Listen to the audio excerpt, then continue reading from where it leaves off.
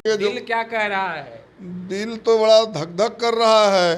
क्या है कि ये दोनों को लंबे समय से हम देख रहे हैं। अब जिनके विषय में बोल रहे हैं उनको तो देखे हैं कि सब्जी सलाद सब में काम आते रहे हैं। एक जो है शिक्षा चौपट करने में लगे हुए हैं, दूसरा परीक्षा चौपट करने में लगे हुए हैं। बिहार में जो शिक्षा व्यवस्था है, शिक्षा हमारे विकास का प्रथम शर्त है, बुनियाद है।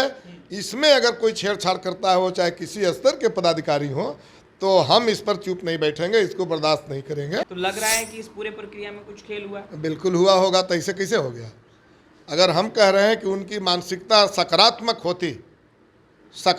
होती तो सबसे पहले तो के पाठक सोचते। नमस्कार, आप लाइव सिटीज देख रहे हैं। आपके साथ मैं हूं वसीम खान। देखिए, बीपीएससी शिक्षक बहाली परीक्षा का परिणाम यानी रिजल्ट आ गया, मगर जीतन राम मांझी ने अब एक बड़ा सवाल खड़ा कर दिया है। जहां एक तरफ एक बड़ी बैठक चल रही है, अतुल प्रसाद और के पाठक एक साथ हैं इस पूरे बहाली प्रक्रियाओं को लेकर के। बेशक कई सवाल जो हैं उनकी गुत्थी सुलझाने के लिए ये बैठक रखी गई है, मगर जीतन राम मांझी ने कहा मनी फॉर जॉब है, जांच होनी चाहिए। हमारे साथ सीपीआई एमएल के कद्दावर नेता विधायक रामबली सिंह यादव जी हैं, इनसे बात करेंगे। जीतन राम मांझी कह रहे हैं कि ये बहाली नहीं, मनी फॉर जॉब है।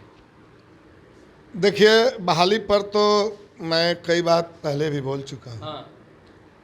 लेकिन जिनके विषय में आप कह रहे हैं, तो मैं यही कहूँगा कि टमाटर का यही खूबसूरती है कि वो जहाँ जाएंगे वो टेस्ट बढ़ाने का काम आएंगे। तो टेस्ट अगर नहीं बढ़ाए तो फिर टमाटर का कोई माने मतलब नहीं रहता। जीतन राम मांझी टमाटर है। अब जिनके विषय में बोल रहे हैं उनको तो देखे हैं कि सब्जी सलाद सब में काम आते रहे हैं। तो हमारा कहना है कि वो तरीका जो बहाली का है और शिक्षा का जो प्रणाली है, ये दोनों को लेकर के मैंने पहले भी सवाल किया है और आज भी कह रहे हैं कि एक जो है शिक्षा चौपट करने में लगे हुए हैं, दूसरा परीक्षा चौपट करने में लगे हुए हैं। अब तो दोनों एक साथ बैठक कर रहे हैं। दोनों एक साथ बैठक कर रहे हैं और अगर रिजल्ट सकारात्मक निकलती है तो हम ये दोनों को जरूर बधाई देंगे, अगर सकारात्मक रिजल्ट निकलती है।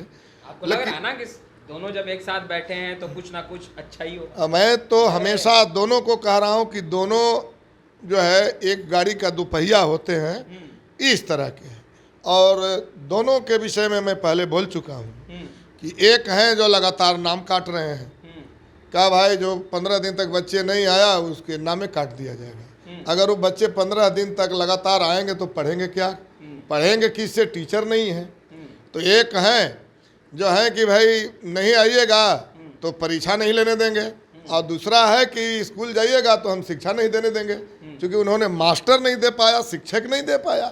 तो हम तो बार बार कह रहे हैं ये बात को लेकर के कि दोनों बैठे हैं, बैठ करके अगर बातचीत कर ले और कर करके हमारे बिहार के विद्यालयों के लिए जितना शिक्षकों की आवश्यकता है उतना शिक्षक अगर दे दें तो निश्चित रूप से ये दोनों की हम बड़ी सफलता मानेंगे। आपने बिहार के युवाओं को लेकर के भी सवाल उठाए थे। उन्होंने कहा था कि बिहार के जो नौनिहाल युवा हैं उनमें भी मेरिट है, मगर वशिष्ठ नारायण और न्यूटन खोजा जा रहा है, ये सही नहीं है।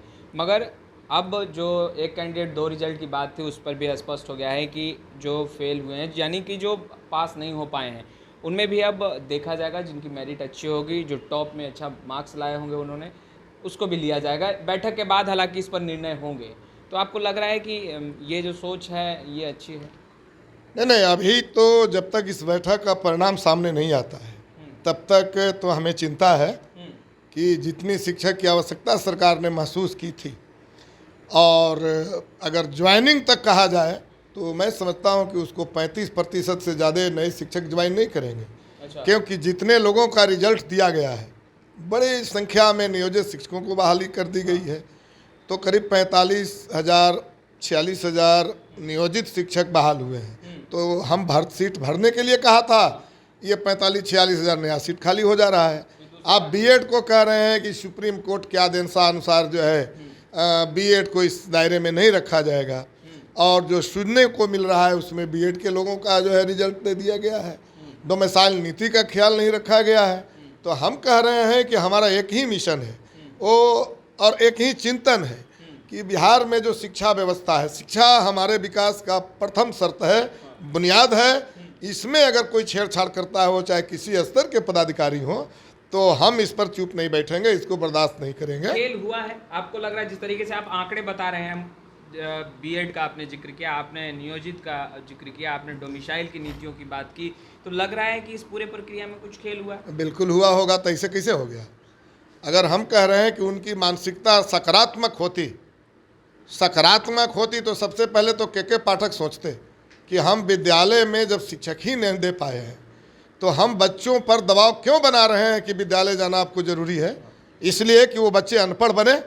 पढ़ने के लिए अगर दबाव आप बनाते तो पहले आप शिक्षक विद्यालयों को दे देते, और तब जो है 75% क्यों रहेगा, 80% हाजिरी होगी।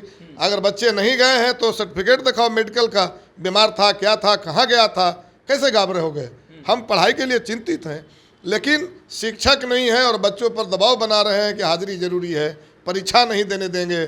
तो हम कहना चाहते हैं कि ये निश्चित रूप से नकारात्मक मानसिकता है। इसी तरह से अतुल प्रसाद को हम दर्द और दवा के कहानी और कविता और शायरी पढ़ने के लिए नहीं कहा था, हमने उनको कहा था दवा देने के लिए, क्योंकि हमारे लिए जख्म है, हमारे ऊपर 2.25 लाख शिक्षकों की आवश्यकता है, ये बिहार के लिए जख्म है, और उन्होंने दर्द दे दिया। हम 30% के आसपास बहाली टोटल मिला के लगता है कि हो पाएगा। तो दोनों लोग बैठक कर रहे हैं और कोई रास्ता अगर निकालें बिहार के विद्यालयों को जितनी आवश्यकता है उतना अगर शिक्षक दें, कुछ रास्ता निकलेगा जब के पाठक और अतुल प्रसाद एक साथ अब दोनों बैठे हैं तो उम्मीद तो की जा सकती है, उम्मीद की जा सकती है, दोनों बैठे हैं तो। और हम कह रहे हैं कि हमारे युवा बेरोजगार बैठे हैं, और अब जहाँ तक वशिष्ठ नारायण बिहार कहीं थे, आसमान से वशिष्ठ नारायण नहीं आए थे। और आज भी हम कह रहे हैं कि कई प्रतिभाएं सामने आते रही है। यहाँ ये बिहार है, नालंदा विश्वविद्यालय बिहार में ही था, और इसलिए हम कह रहे हैं कि बिहार का इतिहास, बिहार का वर्तमान, ये सारा जो है संभावनाओं से भरी पड़ी है।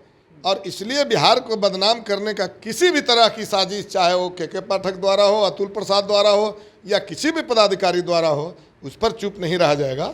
और हम लग रहा है कि बदनाम करने की एक बड़ी साजिश जो है, अब मुझे तो लग रहा है, माननीय नीतीश कुमार जी क्या सोचते हैं वो अलग विषय है।